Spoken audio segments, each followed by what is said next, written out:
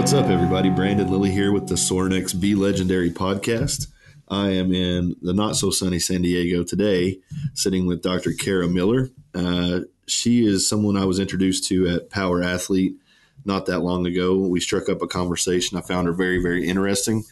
But without wasting any more time, I'll just jump right into it. Thank you for being here. Or thank you for having me here, I should say. Yeah, you're here. Thank you for coming to my office, coming to my space. So when somebody meets you just casually at a Power Athlete party like I did, what do you reply when you ask, what do you do? I don't like the question. Sure. So I usually put on my I take a dose of compassion and I say I'm a coach and consultant. I teach about change. I work with organizations and leaders. Yeah. But, education wise, you come from a psychology background. Yes. How does that now? I cheated a little bit. I listened to a podcast or so, and I know that you had looked at seminary. You came up in church and things. Yes. I know that at least where I'm from and growing up, psychology is very taboo through the church. It's kind of witchcraft or, kind of thing like that. How did that settle? When you kind of decided to come down to that path, your mother is a priest, right? Mm-hmm. Okay. So was there any conflict there? No. I mean, so my tradition, two things. My tradition is Presbyterian. Okay. So it already airs on the liberal side of things or the progressive side of things, from everything from, like whiskey to dancing to women pastors. Right. So that's my upbringing. So already I'm sort of there thinking that this is a place for me and there's no barrier there for me. But also on the West Coast in the religious communities and in seminaries on the West Coast, there are schools of psychology in the seminary. Mm-hmm. So those things actually serve each other and complement each other really well. So this is sort of a regional answer to your question. Sure. But I also chose a seminary where this was a part of things. So I went to Princeton for seminary. And if you guys haven't heard of that small school, Princeton's. I just say I went to New Jersey. I lived in New Jersey for 3 years, and anybody can talk about that. Yeah, for sure. If I say I went to Princeton, it kind of shuts the conversation down. But New Jersey, anybody can talk about New Jersey. Everyone wants to talk about the boss. But anyways, and so really my tradition, my church tradition, my religious and spiritual traditions have always held hands with psychology. Well, I'm glad that you're going this way with your answer because this ties into exactly what the draw was for me to talk to you. Okay. I think we do a really fantastic job of learning, researching, evaluating, and preparing our athletes and our soldiers physically. Mentally, I can't remember a time that a coach was sitting me down really trying to encourage or strengthen my mentality in any other way than your mind is your only barrier. You can get through this. You can do this. But the reality that we often don't face so much as a team, but in those quiet corners and on the back of the bus on the ride home or when you get home, is that sometimes with emotion, powering through it is the worst thing you can do. Sometimes you just really have to sit and stew in it. And I don't want to, make this a depressing thing. I want to make this a positive thing in that I think there is much to be gained. As good as we have become, I think that we can do so much better starting right here. So what is your, kind of fast forwarding here, but what has your view been? I know you have some work with the military. I know you work with business entities and whatnot. Yeah. There's a high carryover between those things: successful athletes, successful military, and then business. Yes. Do you see the fragility of these people over and over and over again? And what can we begin to do to start to fix it? Is it just a conversation? Is it really grabbing people by the shoulders and shaking them and saying we need to do better? What do you say? That's a very loaded question. I had no idea you were bringing it, but I'm thrilled. Yeah. And it's a very current topic for me because I think what the church and what seminary, so theological education is how I would say it, what they've done well, we could actually learn from, which is over time, they've done a good job of working psychology and whatever wisdom is there or whatever neurology is there into their curriculum, and finding the places where, cognitive development, the development of your brain, your psychological development actually, shows up in spiritual patterns too, right? So we have spiritual development work and cognitive development work, and we know how those things go together, right. Where someone's at, in their development, their maturity as an adult, and what they're learning and what they're dealing with, and spiritually what they're dealing with in similar time, to similar stage. We have that for emotional development too. So if we say, your psychological development, your spiritual development, and your emotional development, what you're thinking, what you're believing, and what you're feeling, those three things, if we can work those things into some sort of curriculum that that doesn't, that enhances what's already there, we can learn that from the church. I literally yesterday had a conversation with a commandant at a large military university here on the West Coast saying, we're really excited. We're going to introduce all of this psychological stuff. We're going to introduce this leadership development stuff and adult development stuff. What am I not seeing? What else do we need to bring in order to, facilitate the kind of learning, that this more holistic learning that we want to build into people who are serving. And my answer was, have you thought about spiritual development? And those questions sounded like, he's speaking on behalf of a whole university, right? Right. Those questions sounded like, do you have a chaplain? Do you have a chaplain's office? Do you have a dean of religious life? Is there anything going on where people are talking about ultimate meaning? And he was really, gracious and candid and just said, that's a box we just half check off. Like, a chaplain stops by twice a week to people were worried about. And so we're not doing a good job of that. And that was sort of my thing of if you want to talk about that, let's do it. Yeah. Because questions of ultimate meaning are what people come back with and require our services for, whether it's off of an athletic field or whether it's off of the, field of battle. Yeah. Or whether it's out of a university, right, or out of an athletic career. They come back with questions of ultimate meaning, and those have never been prepped for them. They feel unfamiliar. They never asked those questions before. They don't know. They haven't watched people they respect ask those questions before. I think that you're really onto something there, because within the uniform, whether it be military, a suit and tie at business, or an athletic uniform. Or clergy. Yeah, for sure. So you have these people who their whole life adapts to putting that uniform on. Yes. And I can fully remember the feeling of when I did not have to step on a platform anymore, or at least step on a platform at the level that I was. There was just an emptiness to it. And I think that I don't want to just keep beating, I've talked in previous podcasts about my injury, but it's not just me. It is a bigger collective of people who have, I guess, feared their own psychology.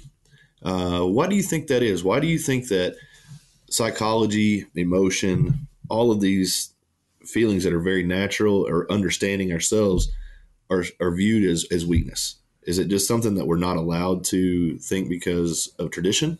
Or is it something that has kept us alive? Having these, I don't know why it hurts, so I'm just going to keep going, and I'll get through tomorrow. And eventually you get through enough tomorrows that you kind of get over it. But do you ever get over it? You know what I mean? I think that psychology has really been, quackery. There's, just to put it bluntly, it's not a respected science because it's a science. I think there people lend a lot of opinion to it.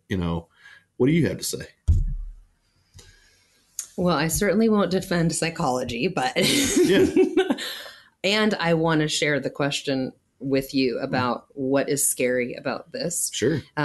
Because I think that's a very, very there's a lot of energy in that question and a lot of deep meaning in that question. How we respond to that question gets built from really early in our lives. So, we all have an interior life, is kind of how I would say it. It's what's going on internal. And what am I telling myself? What story do I have about why the world happens the way it happens?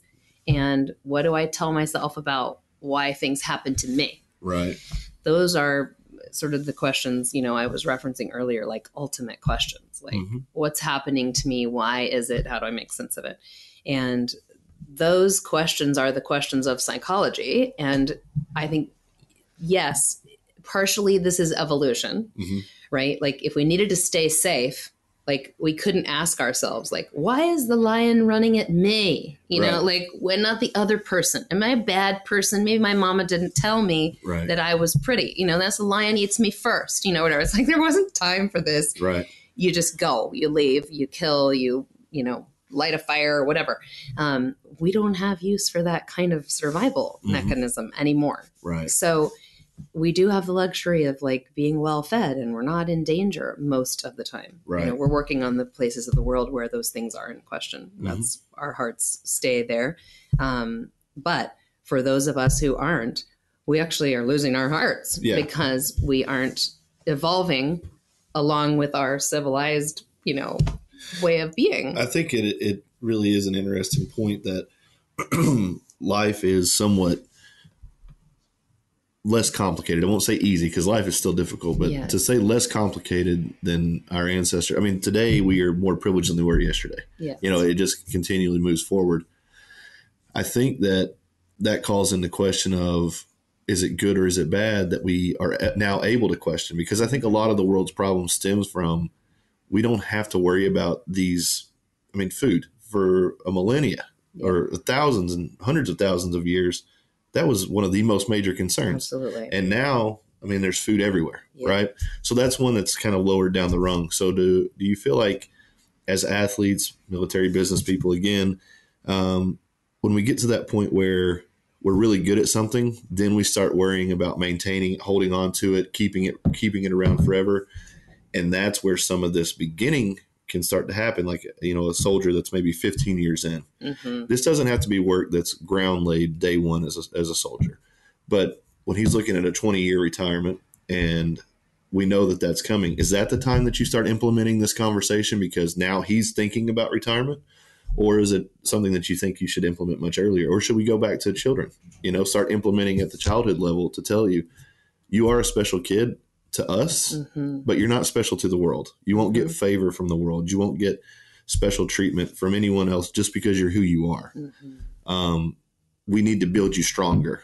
The ability to, have conversations that are difficult, the ability to talk to people who are different, the ability to keep your mouth shut when all you want to do is scream. I think for me, it's already too late if you don't start very young, because then you're undoing things. You're undoing belief systems. How can we do better? You're a sitting test case here for us, right? So like those dark days when you were like taking off an identity. Yeah, for sure. Changing your vision of where you got value as a person, worthiness, core worthiness. Right. What questions would have been great? What familiarity would have been a gift to you in those moments that you didn't have, and where could that have shown up? Who could have built that for you? Who could have modeled that for you is an interesting. Well, I think for me, just to be very, very clear, is that I tried to become like people that I had admired within the sport, carrying a certain attitude, having certain behaviors, looking a certain way. And I think that all came very, very easy because it fit the model of what I felt. I was an outsider, kind of outcast, this blend of almost out of control anger, rage, mixed with high level of intelligence, led this level of just confusion and frustration. And so the sport became an outlet, and people followed me for whatever reason. I don't know. And I felt very genuine in what I was doing because I knew I wanted to be like those guys. So I was trying to emulate their path somewhat. But then whenever I fell, it was like, that guy doesn't work outside of this line of train track, in this one direction, this works really well. Tattooed all over, big burly guy that can pick up heavy stuff. Okay. Not necessarily going to lend itself to getting a corporate job if I wanted to go that route. So I got in with Sorinex through some speaking engagements, and it just kind of grew that circle. And then I started meeting people like Bert Soren and different people throughout Sorinex's community. And I was like, man, I really like these guys. They're doing things at high levels, but they got it together. Mm-hmm. Where I always felt like I could do one thing at a high level and I was falling apart everywhere else. Okay. So it was just a general, I'm pretty observant. So I see these guys that are doing a lot of the things that either I have done or want to do, but they're family guys. They're going home and they're with their kids and they make it work. So now I see a model of, okay, this can work. Mm-hmm. This is possible. Then those questions start coming. How can I be more like this? How can I do better? But for a long time, I refused to ask myself those simple questions because that didn't back up everything I'd been told my whole life or everything I believed my whole life. And I wanted to be that guy where it was easy. It was easy to still be big and strong and lift big weights because that's what I'd done. That's what I was trained for. Understanding that I was vulnerable. I was not 10 feet tall and bulletproof. Mm-hmm. Those things were kind of new territory for me. So it was a big, big shock. And it was not one that I welcomed very easily at all. And I think it caused an elongated healing process. I think we heal forever. I don't think it's like a static point of like you're healed, but you can resist and it will take longer. Oh, for sure. Yeah, absolutely. And I mean, I can show you videos where, I'm in a straight cast and I'm deadlifting 500 pounds and it was like, there was a double-sided coin of that equation. One, there's that following that would click the like and say, man, you're a badass. And I'm so impressed that you're just giving it your all. And then the reality, probably a little further than that, was if I can't do this, I don't matter. I'm invisible. Mm-hmm. So not only did I have to do it, but then I had to show it. Mm-hmm. You know what I mean? So that really started to bother me to the point where I stopped posting any lifting videos because I didn't want to be doing it to display it. Right. Because what would that show you? What would that prove to you? I think if that it was for me again, that it wasn't this exploited thing, and not like I felt exploited, but it is exploitation mm-hmm. to a little bit of a degree. It loses its drive because I can remember 16-year-old kid just lifting weights because I wanted to be the biggest, strongest guy in the world, and then I find this avenue. Oh, there's a ranking system of who's the biggest, strongest in the world. So it changed from me doing it because I wanted to do it to me doing it because I was good at it and there was applause to it. So being a guy that, writes and plays music and listens to stuff, that doesn't get a lot of applause because you're just a normal person. Mm-hmm. But why? That's all I've ever wanted to feel is normal. Yeah. But now it was easy to run from that feeling. But over the last few years, it's evolved to where I have value through things like the podcast or speaking for Sorinex or any of the things that I do. It's still different. It's still very different. And I still wake up some days. I wake up every single day happier than I can remember. But at the same time, it's like, if I could go back to 5 minutes before that, would I trade it? Mm-hmm. And there are some days I'll say, hell no, because my life is so much better now. But then there's those days where it's like, yeah, it would be great to go back and feel that again. I think that's a common story between all of the parties that we've talked about. Yeah. People that start business and now it's like they wanted to just put food on their table. It started with honest intention and now they're multimillionaires and they can't even go home mm-hmm. or they don't allow themselves to go home. Well, and then the question is, which ties back to your earlier question, is what would we do if we could intervene earlier, mm-hmm. right? And the answer to that is not necessarily take away the success, take away the, accomplishments, take away the big identities, right? We don't need to do that. But what is it that we would need to do that could help somebody process that differently or mm-hmm. survive that differently and thrive in it differently? Right. And there's a lot of people asking this in athletics. I have friends who are former Olympians, right? And they're trying to mentor younger athletes, mm-hmm. right? So that they can do some of the things that they've achieved, but to do it with a more holistic understanding of their worthiness. Do you find it's, and I'm sorry to interrupt, but do you find that it is, this mental side of things, the help or the self-help stuff, it almost feels like it's I just call it a pathway, social media that is drawing a lot of attention. So the people who are genuine can then feel like a cliche. There are people that get up every morning and it's like they talk about overcoming and things that they've overcome. Well, at some point, when does that change? How much can we talk about how much you've overcome and then how much you're actually living?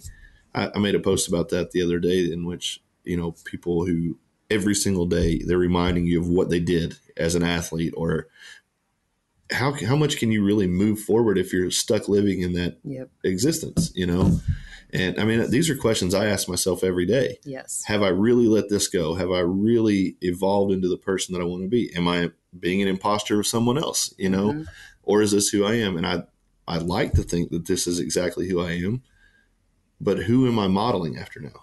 Well, and that is a really primitive desire too. So it's sort of like a tribalism desire, right? Like, who do I belong to? Right. Who am I a member of? Right. Yeah. We all have a seeking for that. And there are two pieces of that. One is so that I know who my people are, who my tribe is, and I have my companions, because we have a human need for companionship. Right. And the other piece of that is to be able to make meaning of how I experience the world. So, in developmental psychology, we believe that people construct their own meaning of the world and that they need others involved in order to know sort of like, how am I constructing the world? If you don't have others involved, then your truth is the only truth and you end up in greater and greater isolation, right? And you see that happen with really famous people or, really untouchable political figures, right? Their sphere of what means something in the world and what means something about their experiences and their own actions gets really small, really tight, and there's like no oxygen in there. Yeah.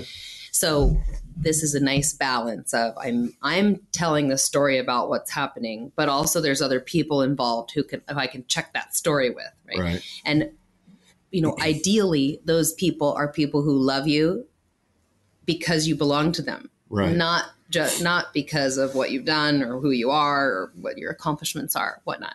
So in a healthy place, if we loved you for being Brandon and you had accomplishments and we helped you make meaning of them all along the way, while you always knowing that it was never questionable whose you were, or who you belonged to, which is firstly to yourself, that you belong to yourself as Brandon, that you belong to your people as Brandon.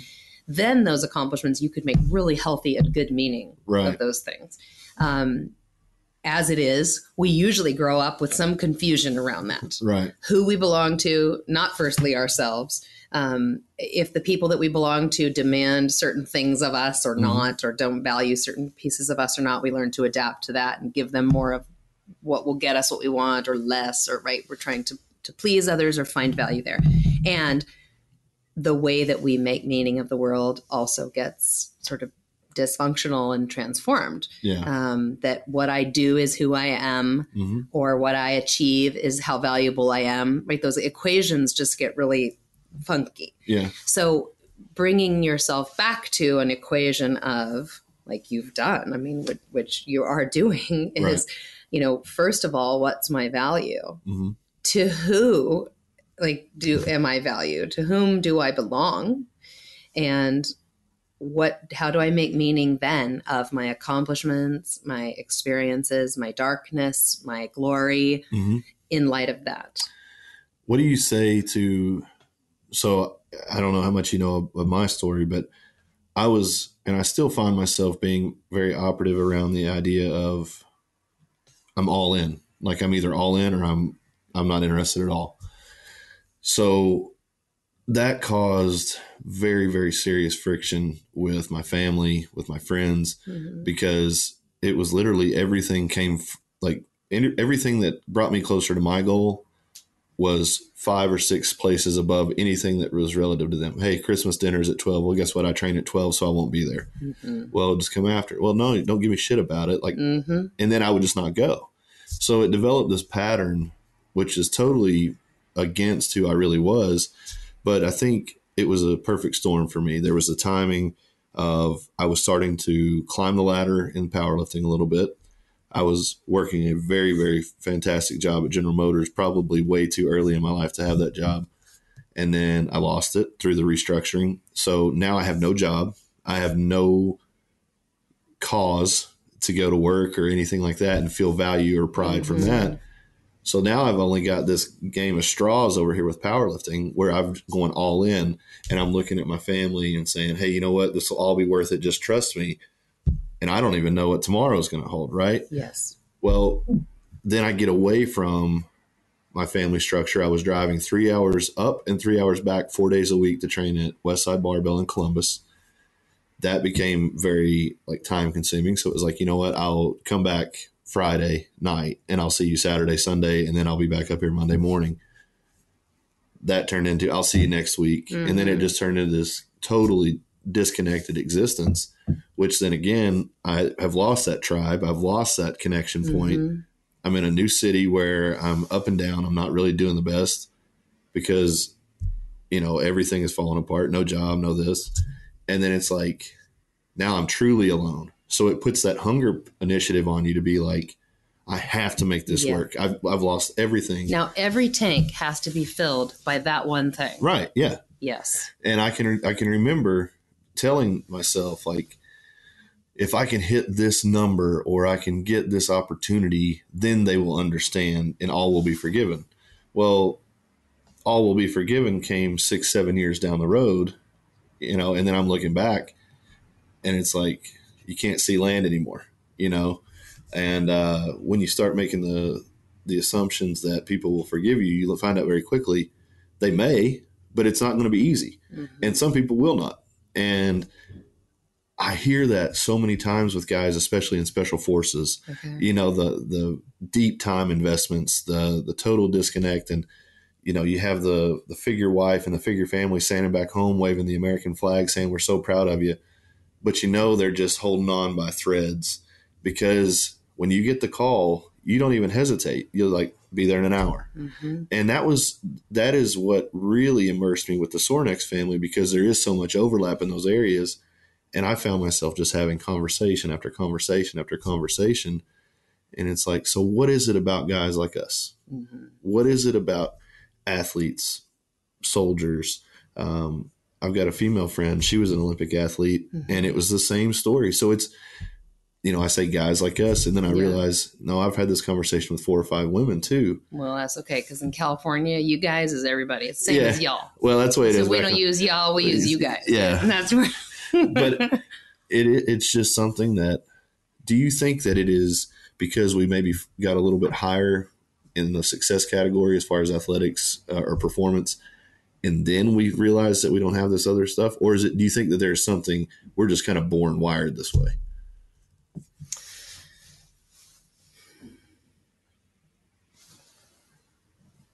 I'm not enough of a neuroscience scientist to know. Oh, we're taking liberties here. It's fine. We're going to take liberties. So I'm going to give a little quackery here. Poetic license. I don't think that people are wired like that. I actually believe that people are wired to belong and to understand their life. So you don't believe in the lone wolf kind of mentality? Well, I believe that it's probably in reaction to a wounding around not understanding my belonging and not knowing how to make sense of what happens to me. Right. So if in absence of good, compelling answers to those questions, which usually are spelled LOVE, I feel loved, and I feel like who I am and what I do, all of that is loved, is showered in love. That in the absence of that, I figure out what role can fill all these tanks or can substitute for all of this. And so, but I also am hopeful enough and developmental enough to believe that, I think you said something earlier about, once you didn't get it, you're sort of like, that's it. That was your, option, is that actually revisiting some of those core questions, while painful and while, offering you the opportunity to become really vulnerable, to experience some deep pain, wounds, healing, to become very needy and very open and raw, that those can be recovered and reconciled and redeemed. And so I've seen enough adults have that experience, and I've had that experience myself in my own life enough times to know that that's the hope. I mean, that's why I have a job. That's why you are seeking what you're seeking right now, and finding fruitful answers. Right. Because you might, in that definition of things that you had earlier, you might be a candidate for, sorry, you're done. Yeah. You didn't have it then. You can't get it now. Right. But I don't think that's like, I met you and now here we are again. Right. And I actually see the core worthiness, desire, and the hope driving you into these really meaningful conversations and situations, and relationships where you would say, there is still hope for me. There's hope for my heart, and I'm going to find it in, I mean, I love watching how you're seeking it, which is, you know, more meaningful conversations with interesting people, who aren't interested in small talk. Well, and actually anyone, I feed off, and I'm going to actually say this. I don't know that I've ever shared it, but one of the things when I was at my lowest, that was one of the conversation with total strangers was one of the things that I sought out. So I would have these restless, sleepless nights on the road, 2, 3 a.m., going into a Waffle House and finding people to just sit down and be like, hey, let's talk. I'll buy your meal. I'll buy you a cup of coffee. Yeah. And you start getting in these conversations with people, and you find yourself, or I found myself, I can't say you, but I found myself being more honest with them than I could even be for myself. Yes. But the powerful thing about that is once I verbalized it, I also heard it. And I think that was a significant part of my healing, was that desperation of human contact, because when my mom called, I'll be home. I knew I wasn't going home, right? But I'll be home, you know, and it was like with this person, I can just be straight up hard hitting truth. And I got some hard hitting truth back. Like that. And, it was strange that I found that through strangers. So I don't overlook anyone and saying, this person could give me the conversation of my life. Yes. So, well, and that hits that equation that I was talking about earlier, which, I mean, I even wrote it down for myself. It's sort of like the combination between like human companionship, which we desperately need, and the ability to see myself telling a story and knowing like I'm the author. So if I need a different understanding, or if I need a different explanation or a different path, like that's mine to do. And sometimes a stranger can give you that. For sure. Can say, well, why don't you just leave that? Or why don't you make a different choice? Why did you go back to that? Why did you say no? Why did you say yes? Or right. So but they're giving you like a temporary human holding environment or whatever, you know, to say, hey, I'm a person too. And I've been through hard times, but let me tell you what I hear about what you're saying. What do you think it offers our future existence when our tribe is solely digital? Because for a long time, that 4, 5, 6 year period, being so disconnected, I was allowing myself to believe that, oh, I talked to them on the internet. We're actually friends. We're actually connected. We're actually invested. That's very, very different than being invested to the point where you're sitting looking someone in the face, or you're repeatedly, you know, making plans with someone. Yeah. A text is very passive. You know, it can take place in a matter of seconds. Do you think that we're setting ourselves up for failure? I mean, I think that you and I would not be talking without social media. So it's a wonderful thing. Yeah. But do you think that there is a serious damaging effect when your tribe becomes solely digital? Most of my answers to questions are not popular because they are about personal responsibility. Sure. And my answer to this question is going to sound like that. And that is, whatever technology we have, we're responsible to use it to serve what we want to serve. Right. So, you know, when the telephone was introduced, everybody like was in an uproar about like, but people aren't face to face. They're just talking to each other and they're not really being together, you know, but like, you know, we can call people, I have family in Alaska. Right. I can't be with them. Right. But I can talk to them. Sure. It's a miracle. It's beautiful. We can sustain a relationship. It depends on the way that we use it. Similarly, social media, right? There's some really weird like uses of social media and people interacting. There are also some ways that social media actually offers this kind of stranger veil that you're talking about, which offers us a real human who can give us an interesting perspective on our life. If we are brave enough to ask real questions of them. How do you see me?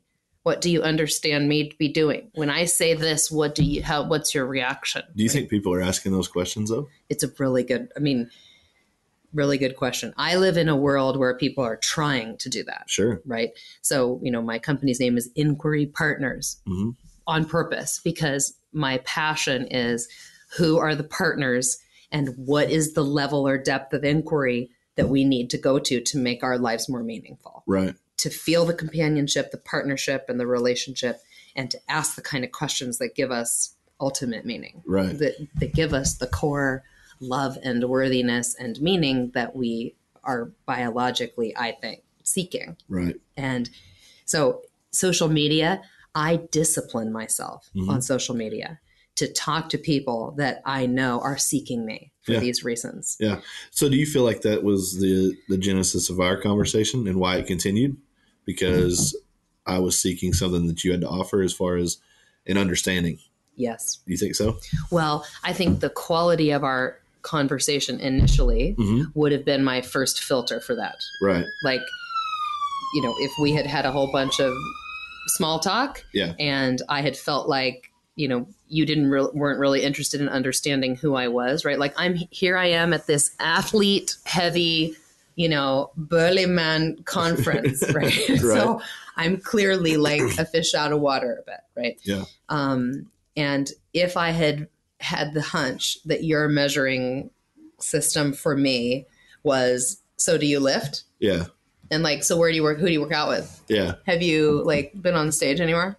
And I had said to you, I've never completed a CrossFit workout. Yeah. I've never like pressed a barbell, you know? And then the conversation had gone from there. We probably wouldn't be here. Right. Like I like to stay curious. That's my number one value is to remain curious, to inquire. Yep. But immediately my sense of you was trying to understand. Where am I coming from? Who am I? And what do I have to say about life? Yeah. And am I a person worthy of you being willing to give that towards me? Yeah. You know, it's funny that you say that. One, I appreciate that that's what you felt because I am very curious myself. My number one value is I say it's a hard time to have a bad time.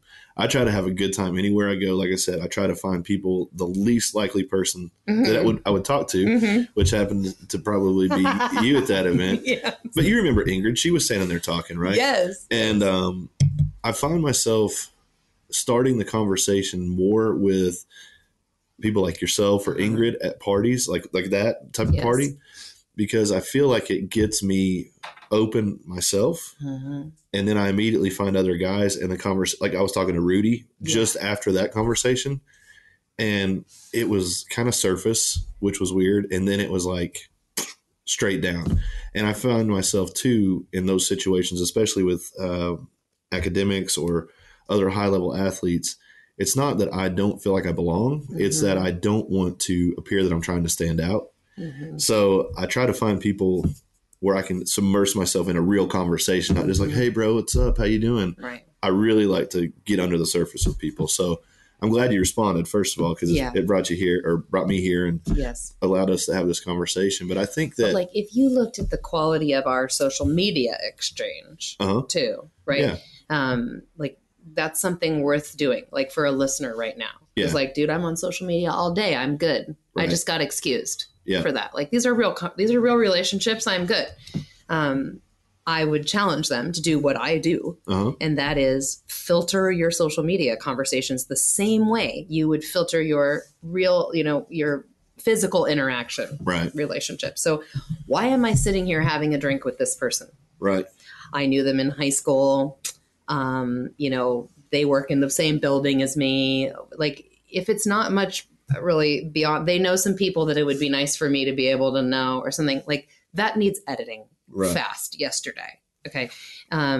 If I'm, texting at a random hour of the day or night with somebody in another part of the world who's asking a real deep question of meaning, I know exactly why I'm in that conversation. Yeah. I may never meet them. That's okay. Right. Like, it's like your Waffle House person. Yeah. I travel all the time for business. I got 100 of these stories from airplanes, bathrooms, like wherever people are standing in line, being humans and willing to go there. And part of this is this companionship thing, but like the way that you can open yourself up to that, even if you're like a shy and introverted person, maybe that's also sometimes an excuse. Like, well, I don't really want to make a bunch of new friends. I don't want to invite, someone's going to flood me, if I like go there with them. The way that you hold your boundaries, your personal, physical, social media boundaries, is one way to, if you have a value or a discipline of like hospitality, like I want people to feel like they can come into my space. Right. And that there are boundaries there. That's not a totally fluid space. That I understand who I am and, who I want to be and how I want to spend my time. So the boundaries are real. Yeah. But that they also like, it's also really warm and it's really inviting and it's non-judgmental and it remains curious. It doesn't get defensive. It doesn't shut down easily. It doesn't pout or fuss at people. It doesn't, get overwhelmed by people. So it's almost like your home. Right. I mean, do you have 7 locks on your home or 1? Right. I only have 1. Yeah. And spoiler, maybe you can cut it out, but like, I don't even lock that one on my door. Right. I want my neighbors to just be ready to like come in when it's time for them to come in. When I don't want them, I will lock the door. Right. Like, that's okay. That's a boundary. But most of the time I'd like my children and their friends to feel free to come in and out. And I think my relational life is similar. Now, that doesn't mean that I have 100 people I'm talking to all the time. Right. That the list is very short, and sometimes it's seasonal. Mm-hmm. Well, I think that just an interesting note for you. The school that I went to when I was little was actually based around that concept of openness. There were no walls within the school. It was like, what they call it, multi-audible learning. Wow. So they feel like at a subliminal level, you're always picking up what's going on around you. Yes. You never walked into a classroom and you never walked out of a classroom. There were just desks and chalkboards, and everything was circular. So there was a central area that was the passage between the classrooms, and then everything else was wide open. Like I could see my friends in English class across the way. Very Scandinavian. Sure. I think it was, I think Sweden tested it out or something like that. But the school was built this way, and 3 circles: elementary circle, middle and high school circle, and then a gymnasium.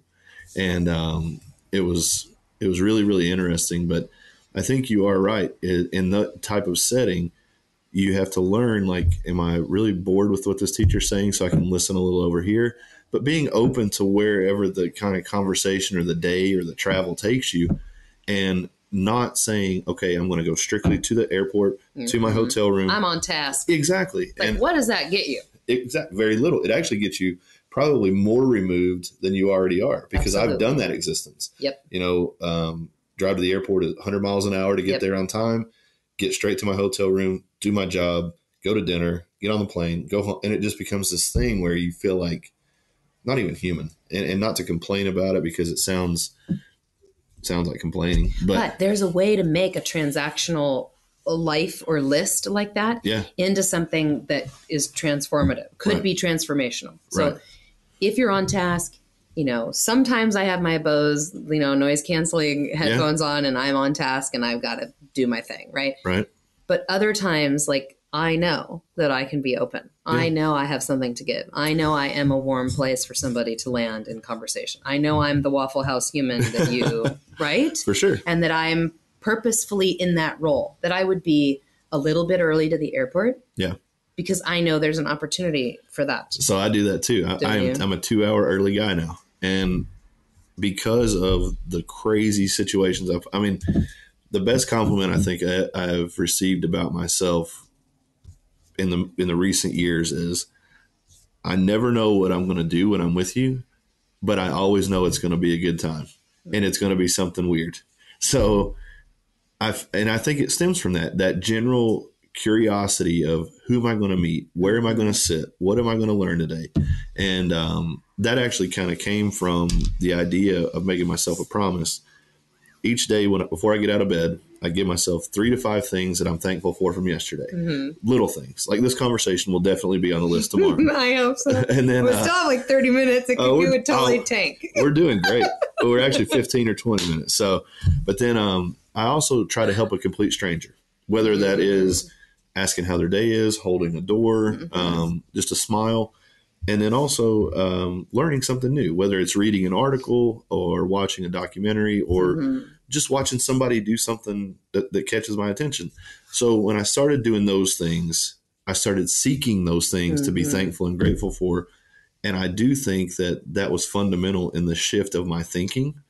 And I just wonder if that is something that you see repeatedly, that gratitude, love. I mean, if you see my Instagram at all, that's all I talk about. I get some weird messages from people dude, just shut up. It's not talking about the lovey-dovey stuff. But it's something I won't stop talking about because it really feels good to be in a place where I don't have to look over my shoulder. I don't have to feel guilty about decisions I either made or haven't made.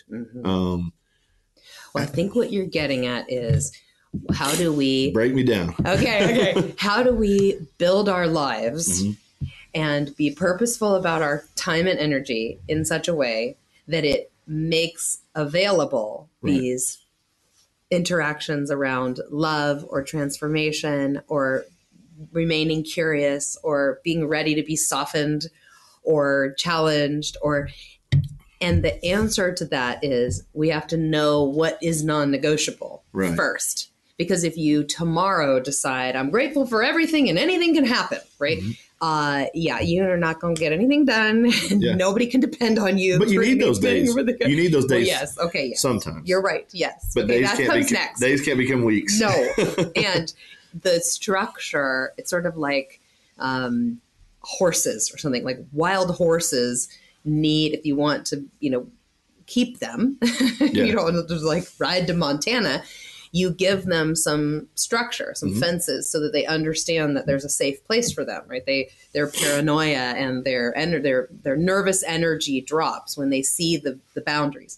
Well, as they become more confident, you can change those boundaries, or you can trust them with bigger boundaries. And it's the initial boundary or the initial structure that gave them that confidence, right? The trust. And so now, in your own life, in my life, I'm more and more careful about the infrastructure that I have, the structure that I have for my time, the people, the things I'm committed to, so that I can have tons of freedom outside of that. Right. If I don't have those things well dialed or well intentioned, they're not real thoughtful, then I can't do this freedom thing because it will distract me from the things that actually are my obligations, et cetera, et cetera. So have to have times. I mean, speaking of the days we don't do that, right? Like, my team, my chief of staff, my business scheduler, my admin people, whatever, we all know that on Thursdays, it's like a maker day. So I need to be doing things that I have to structure in. I need to be dancing. I need to be listening to music. I need to be eating better food. I want to be, listening to different music. I want to be making music. I want to be attending to plants. I want to be outside. I want to, whatever.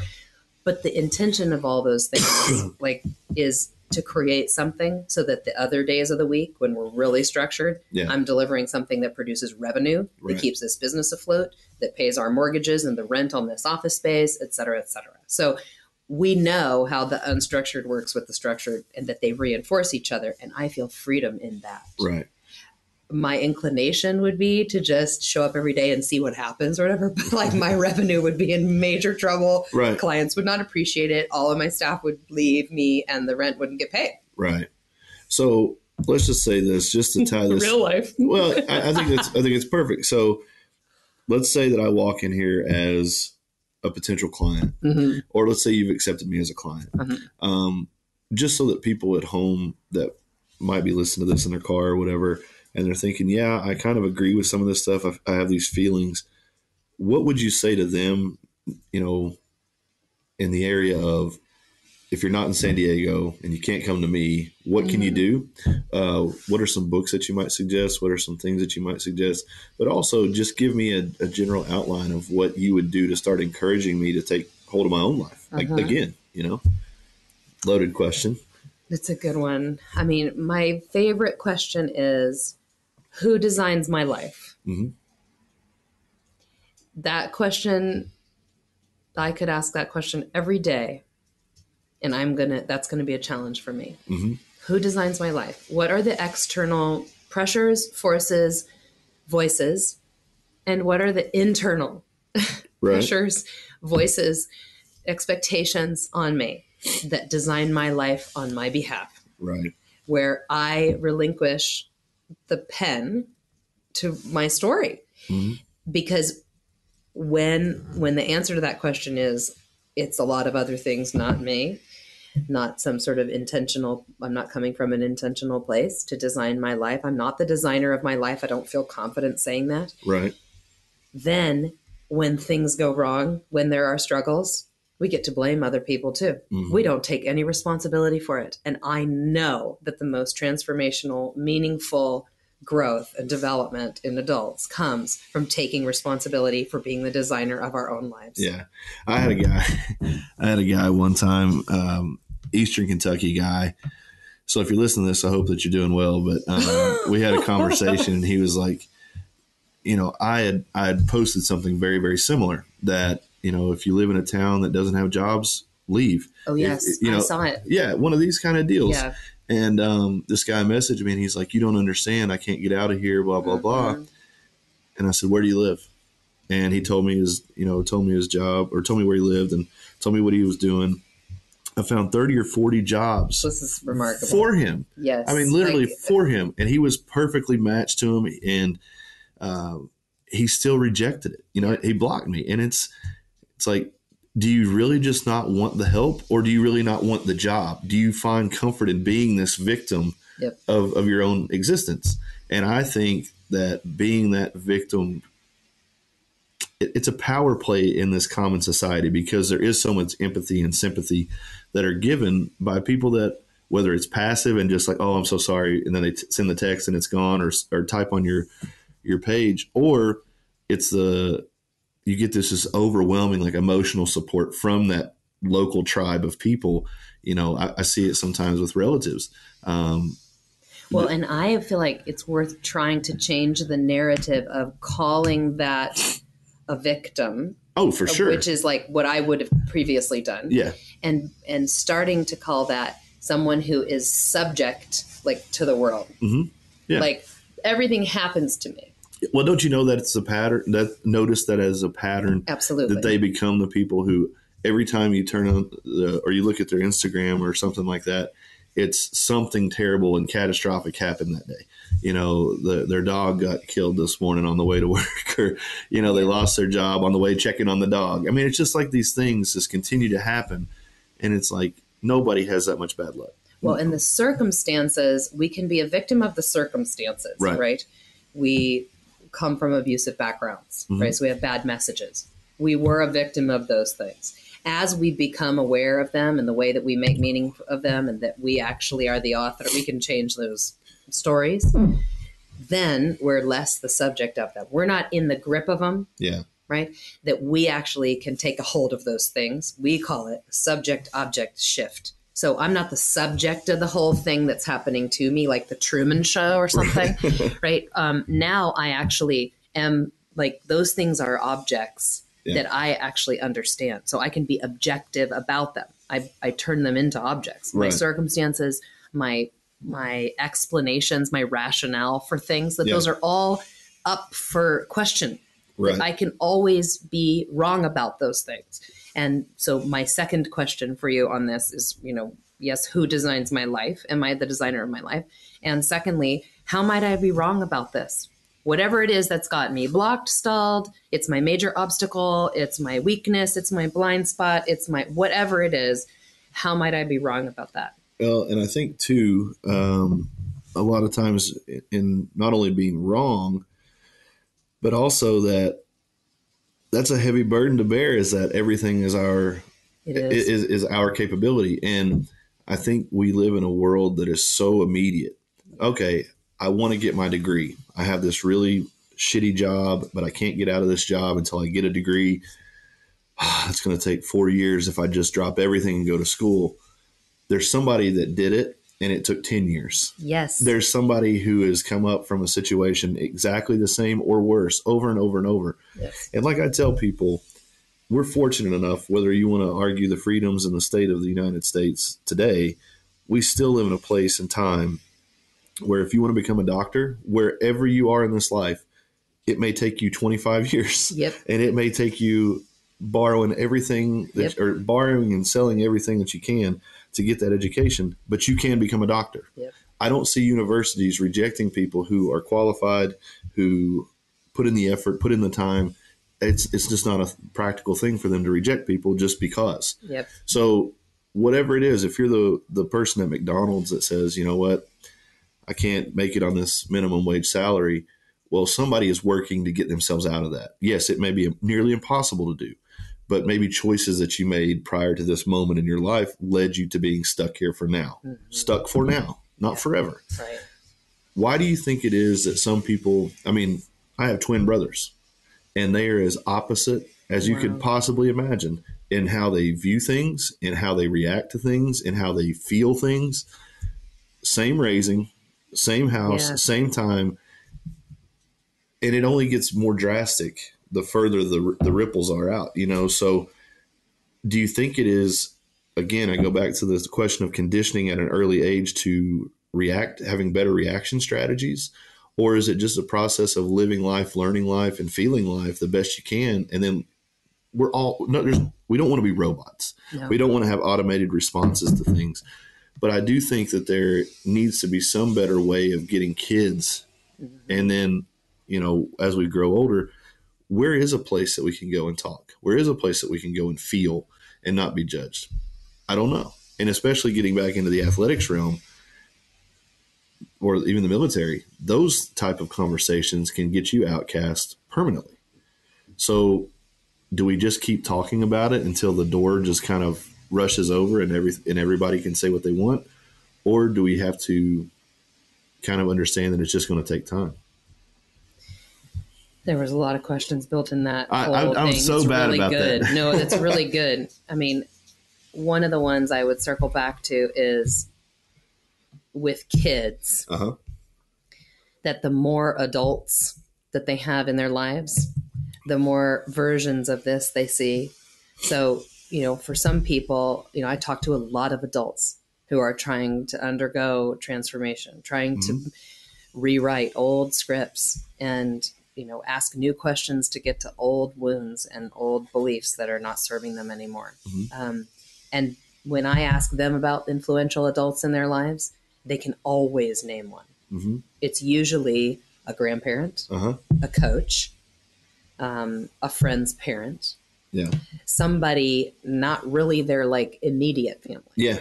So that tells me that other adults, whatever that category is, are probably the most influential part of a child's life. Yeah.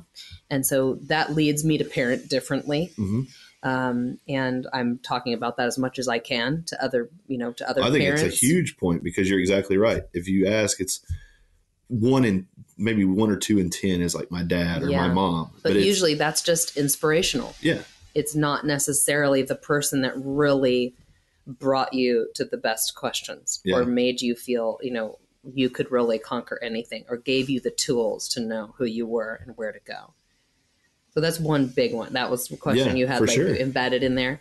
And so I like that question and that kind of conversation. But then the last part of that conversation was but now what, right? Like I can't go back and like get more adults for myself, right.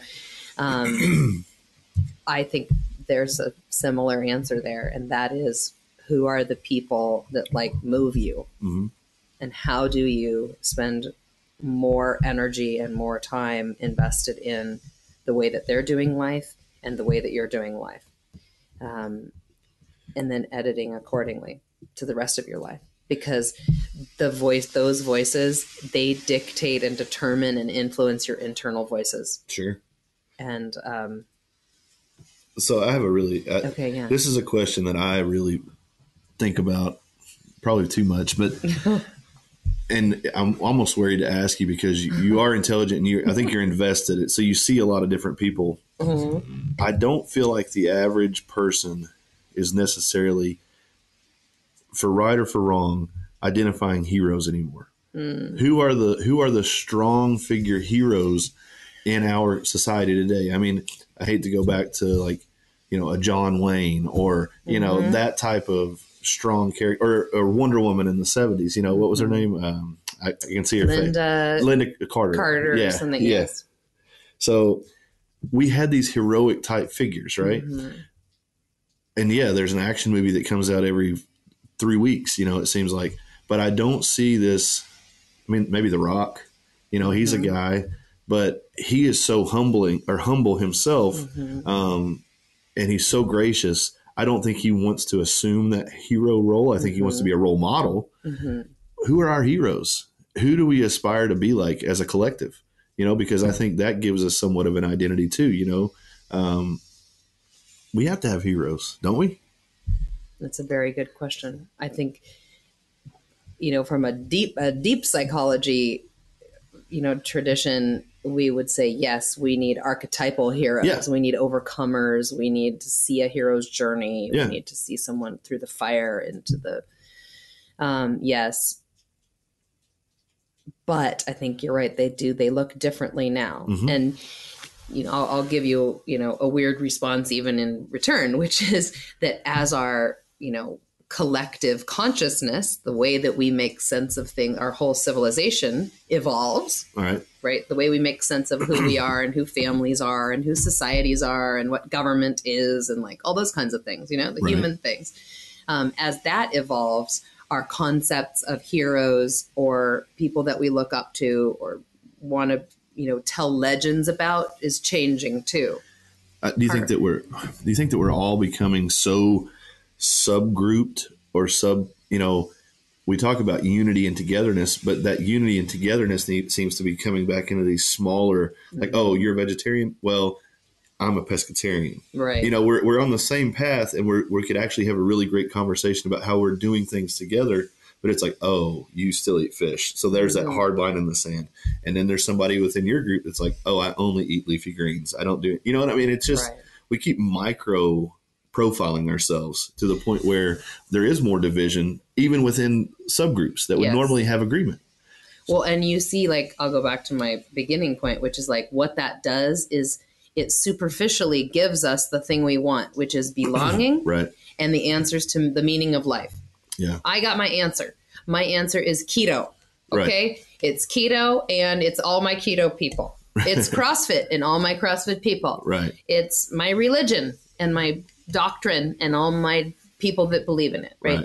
So it's an early stage. That's what we would say, right? Like it's an earlier stage version of getting what we need, these core needs. Right. And that as we evolve, which hopefully we continue to evolve, that we get higher and higher and more complex, that we actually will seek better and later versions of this. Right. So that our belonging doesn't come from we believe the same thing, but in our commitment to examine what we believe together. Right.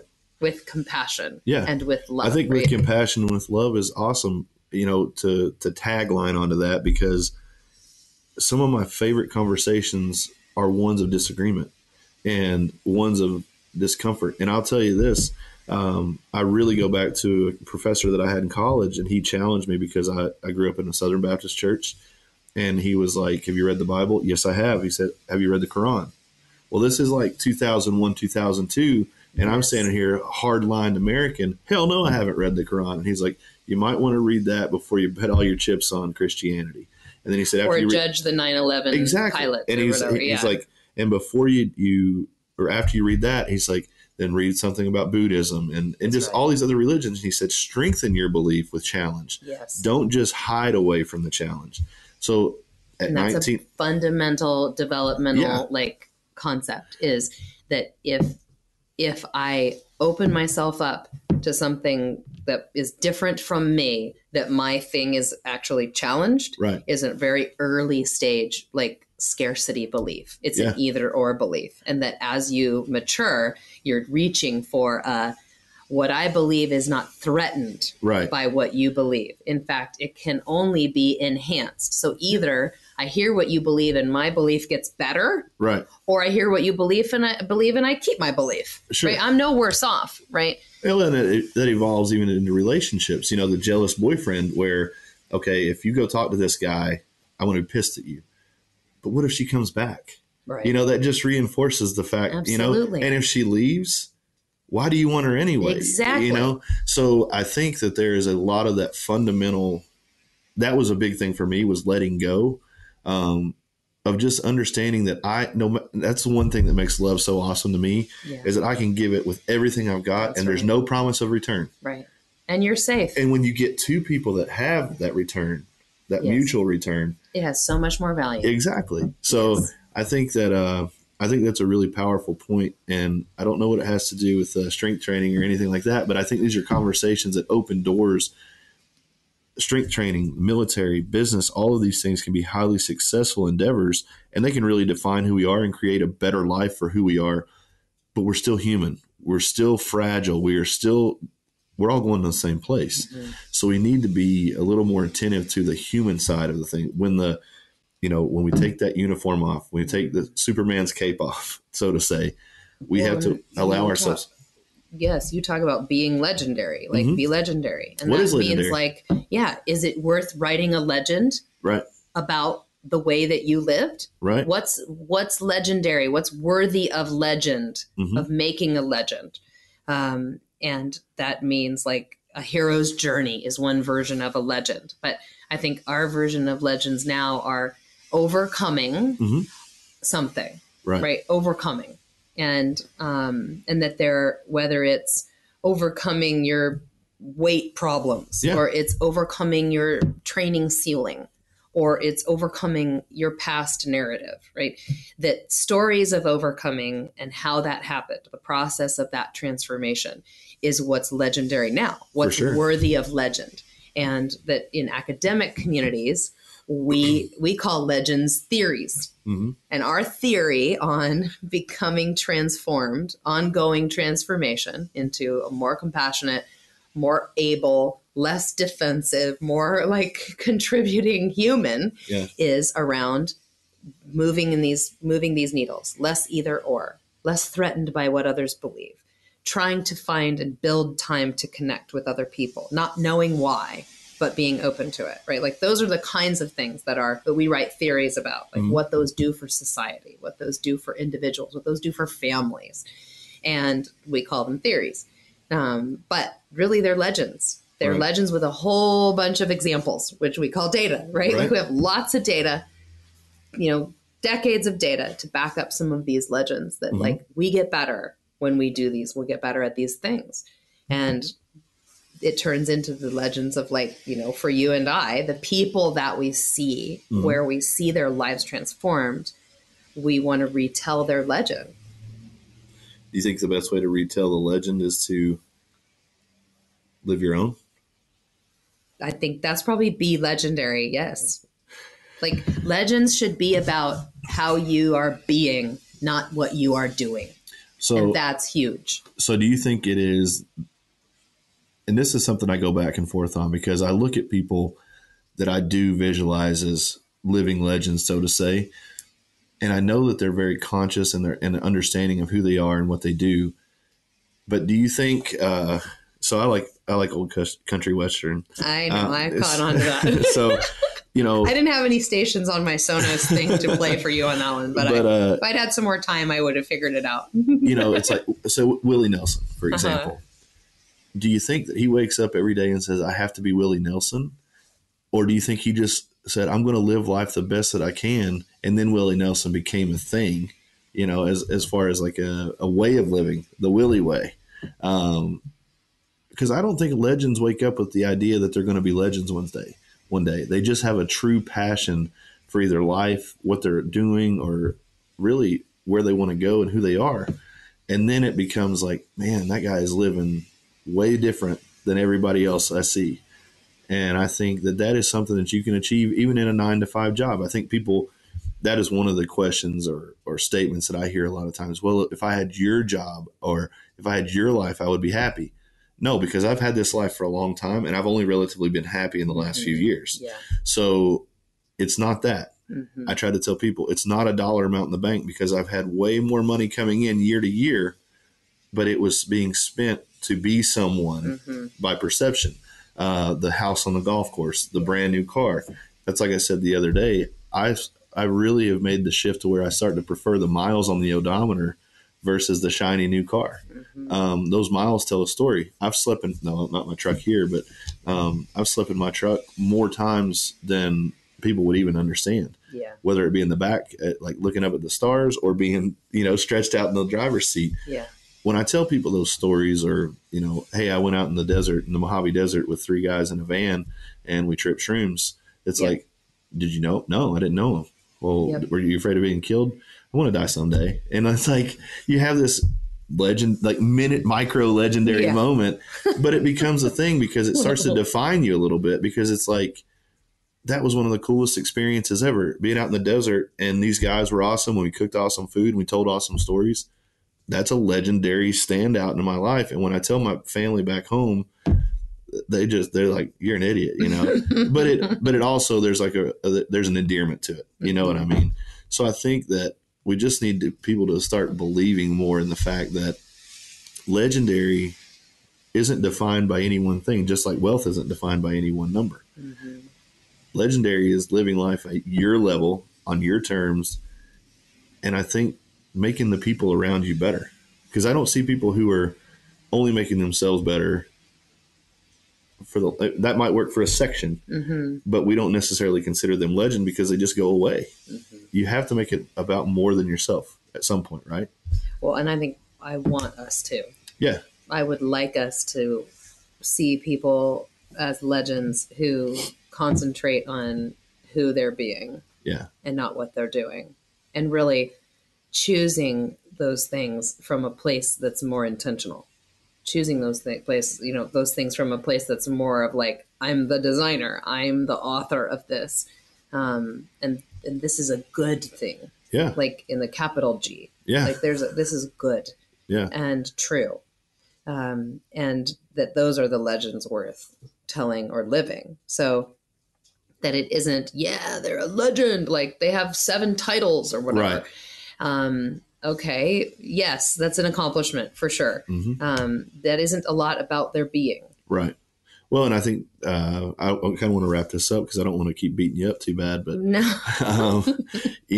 You look at a lot of these guys and we almost give them a false sense of standard for living. It's like they had an affair. Well, they're a Super Bowl champion, or they hit their wife. Yeah. Well, they're a Super Bowl champ. You know what I mean? And it's like that. If you look at the statistic, that's happening everywhere. Right. Of course, it's going to happen there. Why are we shocked when it's these people of a certain status? Yeah.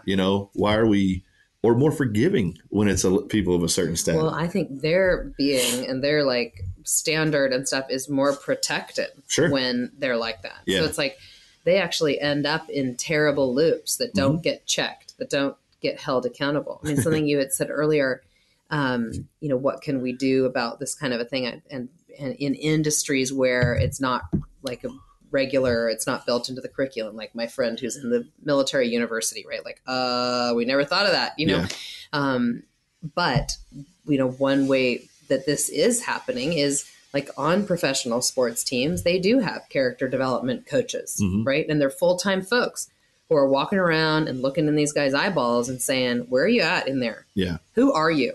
Yeah. Who do you want to be? This is not forever. Right. Your body will break either today or in 5 years. Mm-hmm. And when that happens, let's have these questions not be unfamiliar to you. Right. And the same thing with my friends who are training Olympians, right? They know how dark it was when they finally had their last trial or their last professional day, mm-hmm. right?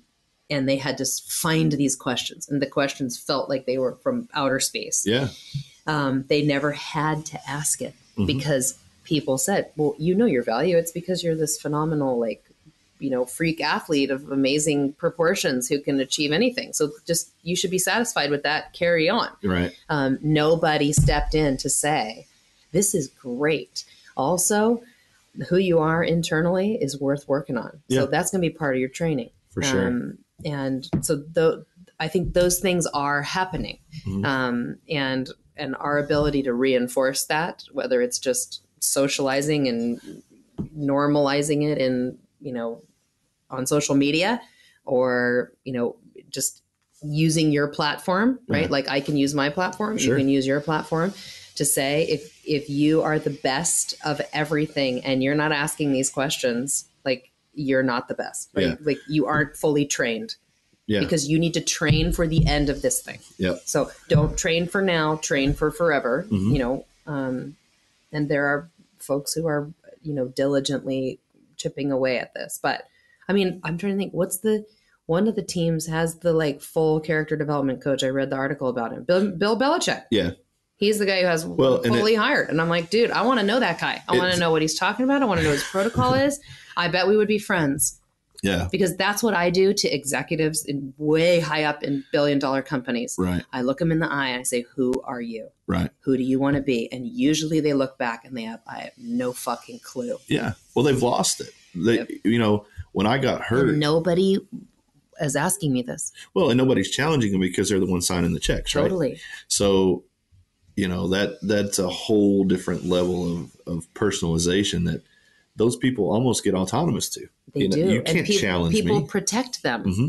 but it's protecting them away from staying a human. Yeah. Right? They protect them into this place where they don't have to. And same with athletes and same with performers. I mean, we have people like Michael Jackson or people that, right, they got lost in there because mm-hmm. they were so protected that their spirit and their soul kind of withered of loneliness in there because they were so protected. I think it's a very prevalent thing right now, is that juxtaposition of loneliness mm-hmm. versus the perception of following, or popularity, things like mm-hmm. that. I think it can get very, very dark. I was talking to someone who actually, I don't know if it's a YouTube video or it's a article, but they were talking about Tyson the day after he got beat in Japan. Yeah. He didn't even know, he had been out with a ton of women, doing cocaine, all kinds of stuff, because the thought of losing was so far removed. He could go party like this. It wasn't in his reality. And then now he wakes up the next day and it was just I can be beaten. Yeah. I can be. And it was just, I would love to read the article because I haven't, but the way he was talking about it and the immediate surge of I want to go fight him again right now. I gotta fix this. Yeah, I have to fix it. And I think that a lot of times we get into this place where we never thought we were going to be, but we just kind of keep churning away thinking it's going to get better, thinking it's going to get better. How's it going to get better if we don't change our perception mm-hmm. of it? So I think what you touched on there is just staying realistic with yourself. If I'm an athlete and I am 23 years old, chances are I can burn the fire pretty hot. Yep. At 35, I have to change that. At 40, what am I holding on to? Yep. At 45, is this madness? At 50, you know what I mean? And we can be levels of competitive forever. But if you're still at 43 trying to be that 23-year-old, probably need to do some reevaluating at that point. And I think for me, that was the biggest thing that I failed to do, because I had done it in my previous profession. But when I became an athlete, as long as I was winning, you didn't have to ask those questions. I didn't have to ask those questions. So, well, and what would have broken through to you? At that would point, that nothing. Have been nothing? So this is an interesting thought, right? Yeah. We're saying this would be beneficial, but what's the entry point there? I mean, if you had met me if that had been you that I met at that dinner, yeah, you might not have been interested in talking to me. No, it probably would have been a different conversation. It probably would have been seeking flattery, in a way, because, I talk about it all the time. You're an insecure young man, and it's like, oh, I can be bigger and I can be stronger physically. Yeah. And I don't address this. So the flirtation of women or the admiration of men, it becomes this thing that you start seeking, even if it's deliberate or unintentional, because it feels good, and that becomes the dopamine hit, right? Well, and you think that is your value. Yeah, exactly. So you seek to validate that. Exactly. Reinforce it. So I think now I try to bypass that immediately and get to that human level of connection. And probably, I don't want to be deflective of it, because it's like, oh, you're Brandon Lilly, or you did this, or you did that. And it's like, I appreciate it differently now. It's not like I seek it. So when I hear that, it's like I can have a general conversation about, oh, what video did you watch? Or what article did you read? So it becomes a very different conversation than like, oh, thanks, man. Like, downplaying it, but really inside yourself, you're like, yeah, I'm the man. Yeah. I don't know how much I was aware of it at the time, but when I look back and I try to really, what did I feel when this happened? Yes. It was very much like that. Like, it was stroking the fire. Well, and what would have woken you, right? Like, I try to ask myself that all the time, because I don't know. I don't know. Like, who would have had enough esteem in your eyes that they would have been able to say, listen to me. Yeah. You have a deeper question to hold, and you won't have the answer ever, but like, you got to hold the question, man, because people were asking it. Were they? People were asking it. And I think I just had that, and I think it was fear derivative, that nothing could touch me. Nothing could hurt me. No one could bring me down. And it was only the fall that literally broke me down, that forced that ability to even hear those questions. Yeah. Because you're crazy for asking me this question. Yeah. You're crazy for thinking I'm not happy. You're crazy for thinking that this isn't the greatest life in the world. Yeah. Fast forward an hour where I'm sitting at home, smashing ice cream, watching Netflix, going to bed at 4 a.m. Right. Only to get up at noon the next day to get up and feed myself and then go try. It just, there are people out there that live that model very successfully. I see tons of people who are powerlifting, who are playing sports, they're doing whatever at a very high level, and they're high functioning. I was so invested in this because I thought, this is the only thing I've ever been good at. So I have to really be good at this. And that meant I don't have to be a good friend. I don't have to be a good son. I don't have to be a good father. I don't have to be a this. And wow, when I look back, it's just like this path of destruction.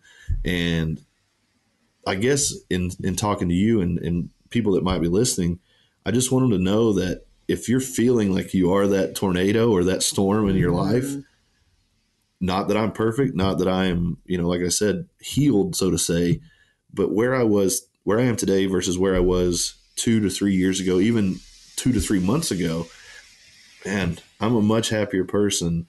And I wish I could have felt this kind of happiness, bringing my family along, bringing my friends along for the ride, because I now see that it's possible. I grew up in the era of powerlifting where it was, oh, if you want to be great at this, you're going to die young. And you're going to go balls to the wall until that happens. You don't need friends. If you're strong, you don't need friends. If you're strong, you don't need anybody. Your training partners are your number one competition. So you very, very much insulate yourself into this identity of, okay, if I walk in here and I'm sad, these motherfuckers are going to eat me alive. Yeah. And then you go to competition and you're hurt. Well, if I show them I'm hurt, these motherfuckers are going to eat me alive. So it becomes very much a false sense of existence, because when you're hurt, you can't show it. Right. When you're down, you can't show it. When you've had a bad day and you don't want to post on Instagram, you got people depending on you to post on Instagram because you're selling a product or you're representing. So you just get tied up, or I did. I don't want to say you. I want to be I want to own this. I got very tied up in that existence, and then I became so scared of losing it, I held too tight. And I should never have competed that day. I literally came back from Mexico, like been on vacation, had not trained, had not prepared, but I was so confident that I could not be beaten. I competed undertrained, underprepared, and I paid the ultimate price for it. Yeah. So there's good in it now, but man, it sucked for 4 or 5 years. Yes. But I just want people to know that there are people like Dr. Miller out there, and there are people like me out there that have seen both sides of it, someone who's treating and someone who's a patient, but also I don't care how much you've treated, you're still a patient in your own life, right? And I think that we need to stop looking things so statically, whether it's love. If you love someone today, there's no guarantee you'll love them forever. You can love them in ways forever, but you may not be in that passionate, emotional, connected love. Progression as an athlete is not static. It will not happen forever. You will have points of regression, points of progression, and then points where you can't do this anymore. Soldiers will not be in combat for the rest of their lives.